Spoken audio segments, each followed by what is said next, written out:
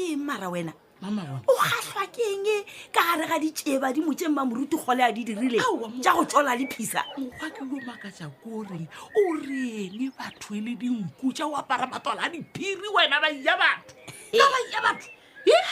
awa mane batho monna o ka se ba kgone le letšatši la motholo a ke kgone go kwešiša gore na mekgwa ya bona ke mekgwa ya mehuta mange mama bona